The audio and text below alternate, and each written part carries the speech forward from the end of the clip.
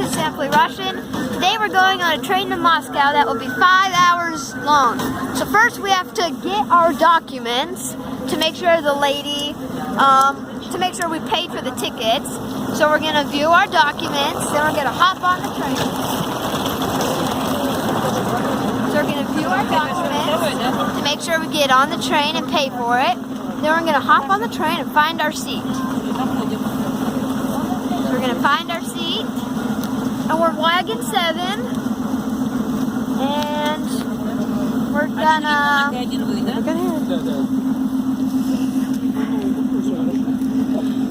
So now we're going to get on our train.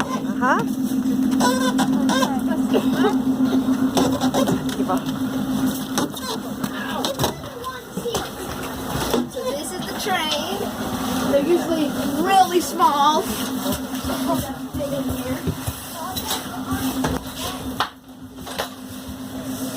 This is the inside of the train, the wagon. Здравствуйте.